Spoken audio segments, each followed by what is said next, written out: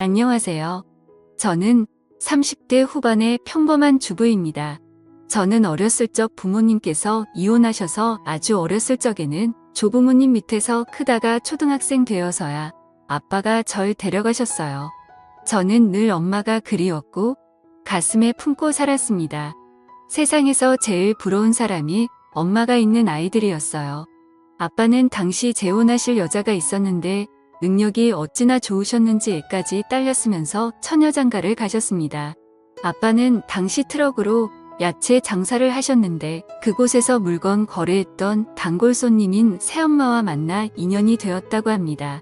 새엄마는 그 근처에서 큰 건물의 회사 사람들을 대상으로 샌드위치를 팔았는데 이성으로서 매력은 없었는지 홍기를 놓쳐 시집을 못 가시다가 돌싱이었던 아빠를 만나 결혼을 하셨습니다. 서로 인사해 이쪽은 내 새엄마 되실 분이야 배울 점이 많은 분이니까 잘 지냈으면 라고 말을 하는데 당시 제 나이 15살 요새 중2병이란 말이 유행하듯이 한참 막 나가고 엇나갔던 반항기 많은 사춘기였어요. 새엄마가 생긴다고 할 때 얼마나 울었는지 모릅니다. 엄마가 너무 불쌍했어요. 그래서 얼굴도 보지 못한 새엄마가 더 미웠습니다. 가서 말썽 피우지 말고 조용히 잘 지내라. 얼마나 젊은 아가씨가 싹싹하고 예쁜지 예쁜 자식 얻어줄 여자 드물어. 내가 잘해야 내 아빠도 길을 파는 거야 알겠어 라고 하시는데 하나뿐인 손녀 걱정보다 행여나 또 결혼이 잘못될까 염려한 아들 걱정이 먼저이신 할아버지셨네요. 어찌되었든 전 아빠네 집에서 살게 되었고 새엄마는 인심 좋게 제게 다가왔습니다. 소율아, 이따 나랑 쇼핑하러 가지 않을래? 실은 나 딸이 생기면 꼭 해보고 싶은 일이었거든. 됐거든요. 아주 웃겨. 누구더러 딸이래요? 쇼핑은 아줌마 혼자 하세요. 피곤하니까 라고 얘기를 했고 새엄마는 이해 못하지 않고 꿋꿋하게 제 곁을 맴돌았습니다. 그럼 엄마가 아니 내가 맛있는 샌드위치 해줄까? 아빠가 야채 싱싱한 거 가져와서 아주 맛있을 거야. 안 먹거든요. 샌드위치 많이 먹으면 살쪄서 싫어요. 전 아줌마보다 예쁘게 살고 싶거든요. 라고 했더니 곁에서 듣고 있던 아빠가 참다 못해 나서더군요. 그럼 일단 우리 다 같이 나갈까? 휴일인데 남들 같이 모처럼 외식도 하고 기분도 내고 하자. 메뉴는 아빠가 정할게 가자라면서 절 눈치 주며 쏘아보셨고 아빠가 엄마에게 매일 화를 내고 소리쳤던 기억이 남아 움찔하며 갈 채비를 차렸습니다. 새엄마가 원하는 대로 백화점에 도착해 제 옷을 고르고 있는 사이 저는 화장실에 간다고 하고 1층으로 내려와 액세서리 행사 매장에서 빠른 손으로 몇 개를 넣었어요. 아무도 안 본 줄 알고 쇼핑하던 새엄마에게 빨리 가자고 했고 백화점 밖을 빠져나가려 하는데 그만 가로막는 경비원들에게 제 손버릇을 들키고 말았습니다. 저는 그것 때문에 부모님과 함께 경찰서에 조사를 받아야 했고 새엄마가 경찰에게 빌고 절 호적에서 파버린다는 아빠를 말린 덕분에 고비는 넘겼습니다만 저도 어쩌질 못하는 도벽 때문에 곤란한 순간들이 참 많았어요. 결국 또다시 못된 손을 꿈틀거릴 때 평소 저를 지켜봤던 새엄마가 저를 붙들고 가게를 빠져나와 제 앞에 무릎 꿇고 울면서 말씀하시더라고요. 소율아, 나도 어렸을 적에 그랬어. 습관적으로 나도 그랬는데 곁에서 관심 주는 사람도 말리는 사람도 없어서 나는 결국 빨간 줄이 그어졌지만 넌 그러면 안 되잖아. 내가 더 관심 주고 말려줄 테니까 제발 너만큼은 온전하고 평범한 인생 살자. 라며 저를 보듬어 주셨는데 뜻밖의 생각지도 못한 고백에 저는 새어머니를 다시 보게 되었고 제 방황하는 심정을 이해해 줄 사람은 새엄마일 수도 있겠다라는 생각이 불현듯 들기 시작하더라고요. 어느 순간부터 저는 새엄마에게 마음을 열게 되며 곁을 주게 되었고 새엄마는 제게 친어머니 이상으로 더욱더 잘하게 되었습니다. 새어머니가 알아봐 주신 상담 치료까지 받게 되면서 저는 도벽의 상태가 점차 좋아지기 시작했습니다. 아빠가 또다시 바람 잘 날 없는 날들 때문에 자주 외박을 할 때쯤 우리 모녀는 서로를 의지하며 손을 잡고 함께 잠이 들 때도 많았어요. 고등학교를 마친 후 저는 엄마의 뒷바라지에 전문대학교 물리치료 쪽으로 진로를 결정해 가게 되었습니다. 졸업할 때쯤 병원 쪽으로 실습을 나가게 되었는데 그곳 물리치료를 받고 있던 지금의 제 남편을 만나게 되었어요.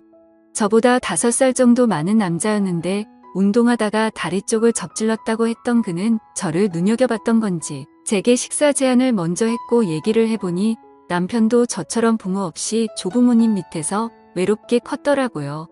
그게 공통분모가 되어 난생 처음 설렘을 품은 채로 관계가 발전해 연인으로 후에는 부부로서 인연을 맺게 되었습니다. 대학을 졸업한 후 2년 정도 있다가 결혼을 결심하고 제 예비 신랑을 집으로 데려갔는데 아버지가 다짜고짜 반대부터 하시더라고요. 미안하지만 난 화목한 가정에서 자란 사위를 바라네. 내 딸이 재혼 가정에서 자라받은 상처를 좋은 가정에서 자란 사람이 보듬어 줬으면 하고 하는데 제 예비 신랑을 2년 정도 봐왔지만 그 누구보다 바르고 착한 청년이었거든요. 새엄마도 간간히 제 예비 신랑을 받기에 인성을 증명해 주었습니다. 저희 모녀의 가진 설득에 아버지는 두 손 두 발을 다 들고 결국 허락해 주었고 저는 기쁜 마음으로 누구 못지않게 행복한 결혼식을 올렸습니다. 허나 결혼하고 얼마 되지 않아 아버지는 술을 사랑했던 대가를 받고 간암으로 운명하시고 말았습니다. 제 남편은 아버지 장례식에서 튼튼한 사위 노릇 아들 노릇을 했고 새엄마는 그렇게 생전 아빠가 속 썩였는데도 유달리 슬퍼하며 힘겹게 아버지를 떠나보냈습니다. 새엄마는 그 후부터 생기를 잃었고 말수가 많이 줄었어요. 퉁퉁했던 살도 너무 많이 빠져버려 마음이 아프고 걱정도 되었습니다. 게다가 사시던 집도 아버지 빚 때문에 다 넘어가게 생겨 작은 단칸방으로 쫓겨날 얘기였죠. 혼자 사시는 새엄마가 늘상 맘에 걸렸던 제 심정을 알았는지 남편이 먼저 제안을 해주었습니다. 우리 이참에 장모님 모시고 살까? 방도 2개나 더 있고 숟가락 하나만 더 놓으면 되잖아. 정말? 정말 그래도 돼? 나는 자기가 우리 새엄마 내 친엄마 아니라는 걸로 싫어할 줄 알았거든. 당신한테 친엄마 이상인 분이시잖아. 내가 부모님이 없어서 그런지 장모님이 따뜻하고 편안했거든. 우리 엄마라고 생각하고 나도 잘 모실게. 이렇게 남편과 저는 합의를 본 후 뜻을 새엄마에게 전했고 새엄마는 저희 뜻에 감동받았는지 한참을 그 자리에 서서 오열했네요. 그렇게 저희는 새엄마랑 합가를 하게 되었습니다. 엄마는 늘 송구스러워하시며 집안일을 전담하셨고 그간 모은 돈이라며 5천만 원 정도 저희에게 돈을 주시기도 했습니다. 남편 사업이 좀 어려웠을 때였는데 그걸 어떻게 아시고는 보태주셨던 거예요. 남편은 진심으로 엄마에게 고마워했고 우리는 날마다 꿀같이 달달하게 살았습니다.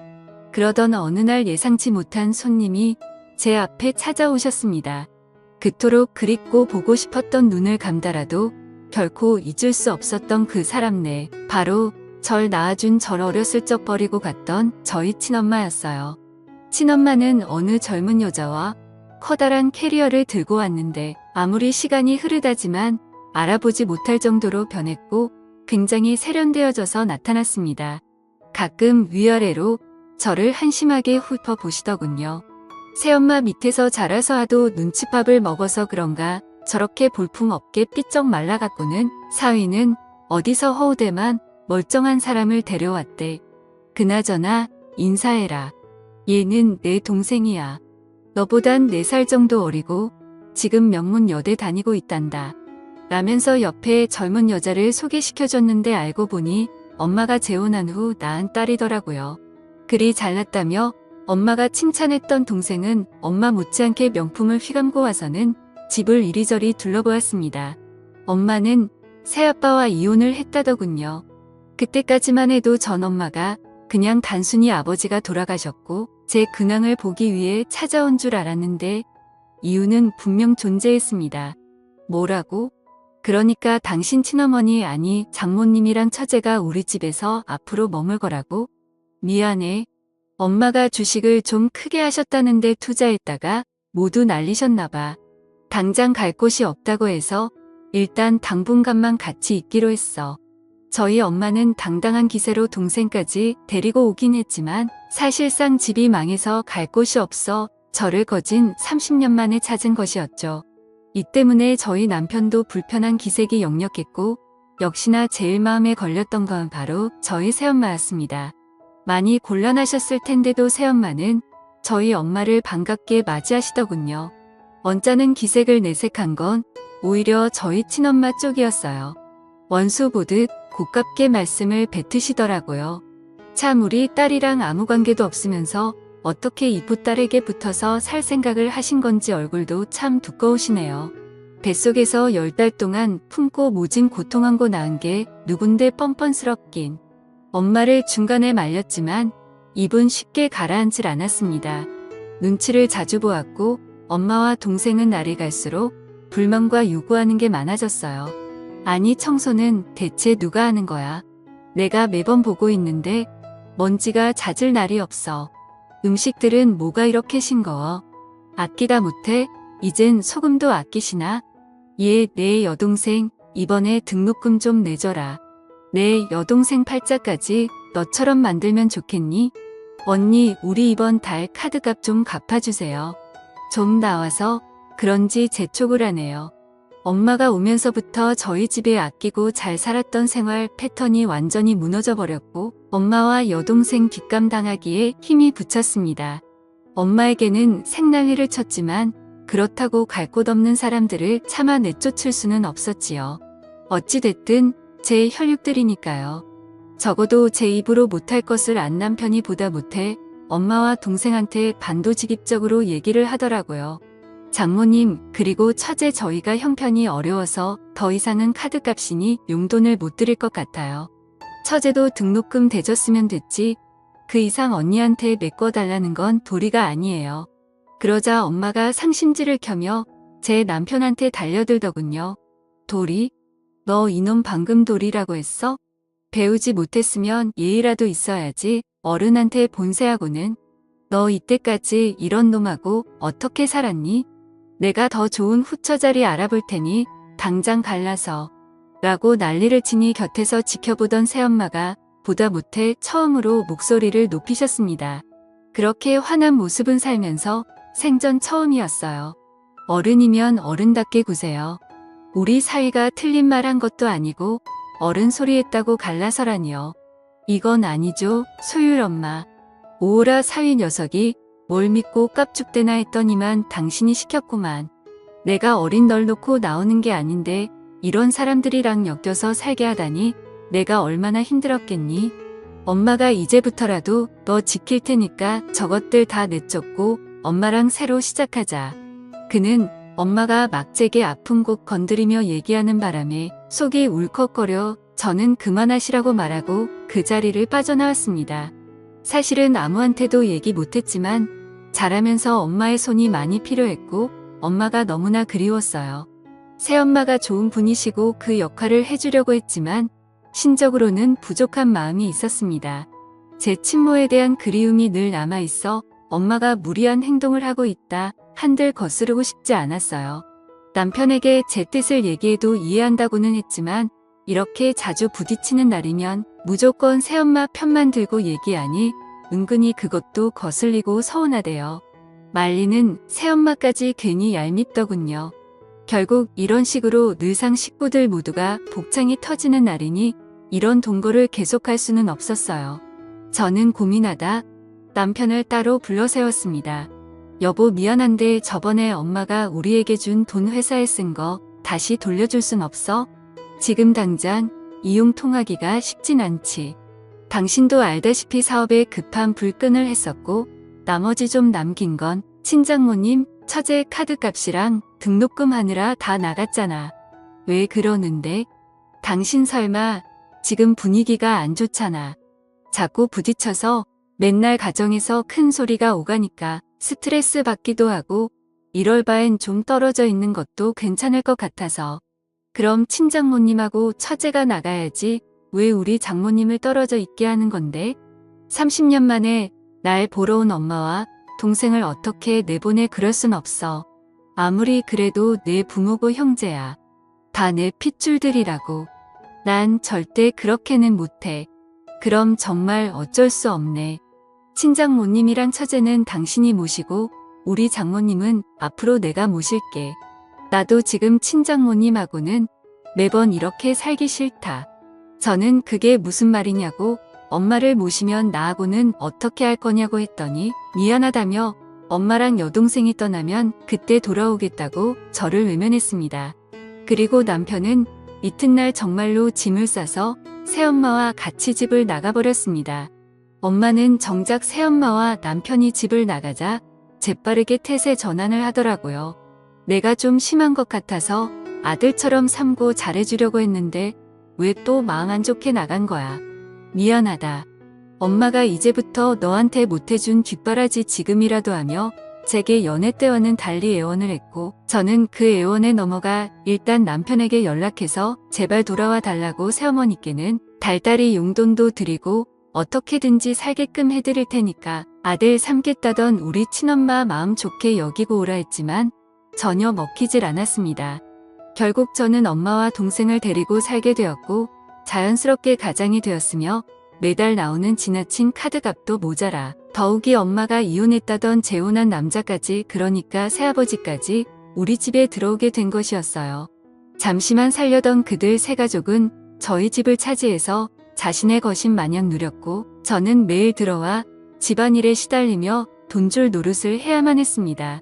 그리고 정말 후회하며 폭발할 만한 일이 드디어 터지고 말았습니다. 좋은 사람 만나서 아무래도 결혼해야 할 것 같은데 예단 좀 대줘요 라면서 배를 어루만지는 배를 보며 공부하라고 등록금 대주었더니 엉뚱한데 시간을 썼는지 임신한 배를 만지며 갸륵하게 웃는데 눈앞이 캄캄했습니다. 가뜩이나 혈압이 올랐지만 꼭 눌러 참고 미안한데 대출도 못 받고 더 이상 돈이 없다고 하니 엄마가 안면 몰수하며 또 나서더라고요. 이 집 있잖니? 담보로 대출 받아 예단 좀 해주면 안 되겠니? 내 세부 될 사람이 아주 마치 예비 법조인이라니까. 지금 로스쿨 다닌다는데 어디 법조인 사위를 얻어봐. 외돈도 다 갚고 너 은혜 모른 척하겠니? 애시당초 내 남편하고는 근본부터 다른 사람이라니까. 돈 좀 남으면 내 새아빠 재기하게끔 투자도 좀 하고 지금은 비록 망했지만 한 방에 있는 사람이야. 저는 엄마의 말에 이성을 잃고 그 자리에서 소리를 지른 뒤 바닥에 주저앉고 말았습니다. 그리고 내가 살기 위해 그 집에서 빠져나와서 한참을 걸었어요. 어디서부터 뭐가 그렇게 잘못된 건지 난 그저 엄마가 그리워서 보고 싶어서 같이 모시고 싶었던 것뿐인데 엄마는 제가 생각해온 사람이 아닌 게 문제였던 걸까요? 오늘따라 유난히 새엄마와 남편이 그리웠습니다. 감정에 북받쳐 나오긴 했지만 갈 곳이 없더라고요. 큰맘 먹고 괜찮겠지 마음 먹고 다시 들어갔는데 도어락을 조심히 열고 들어가니 오붓하게 새 식구가 TV 보며 하하오 즐겁게 지내고 있더이다. 누구도 원망할 수 없었고 그대로 돌아설 수밖에 없었어요. 세월이 무정한 탓인지 인간의 이기심 탓인지 친엄마의 진짜 모습 앞에 진심으로 후회를 하며 남편에게 연락할 수밖에 없었습니다. 당신이 옳았다고 하며 전화기를 붙들고 한참이나 울었습니다. 남편이 제 절실한 말을 듣고 바로 제 앞에 오더라고요. 곁에는 새엄마도 함께였고 앙상해져 버린 저를 맞아주며 안쓰럽게 눈물 짓고 온 저를 다독여 주었습니다. 괜찮아, 소율아. 아무 말 안 해도 그 심정 내 잘 안다. 엄마 품으로 잘 돌아왔어. 내 새끼 미안해. 엄마 가슴 많이 아팠지. 엄마가 우리 엄마인데 나를 생각해준 건 우리 엄마밖에 없었는데 그깟 핏줄이 뭐라고 그딴 게 뭐라고. 새엄마의 품이 이토록 포근했는데 친엄마 품은 더 그립고 포근할 줄 알았던 착각이 절 무너지게 만들었습니다. 남편은 저와 새어머니를 모시고 저희 집으로 들어갔고 정중하지만 단호하게 그들에게 집에서 나가달라 했지만 못 나가겠다고 대자로 뻗고 통곡하고 남편은 역정을 내며 온갖 욕설을 다 듣고 끝내는 경찰까지 오고서야 마무리가 되었습니다. 남편과 저 새엄마의 꼴은 정말이지 말이 아니었어요. 그들은 한스럽게 억울한 듯 경찰 앞에 진술을 했지만 집이 남편과 저의 공동 명의로 되어 있었던 터라 나갈 수밖에 없었죠. 친엄마는 다시 한번 제 마음을 흔들기 위해 팔린 핏줄을 운운하며 애원했지만 더 이상 속을 수 없었어요. 왜냐하면 저는 핏줄보다 소중한 남편과 핏줄 그 이상으로 사랑한 엄마를 지키고 싶었으니까요. 비록 친엄마를 다시 잃기는 했지만 후회하진 않습니다. 저희 가족은 다시 행복하게 살아나가고 있네요. 언제까지나 제 가족들과 온전하고 평안하게 함께 살고 싶습니다. 핏줄보다 중요한 건 신뢰와 정의란 걸 알았으니까요.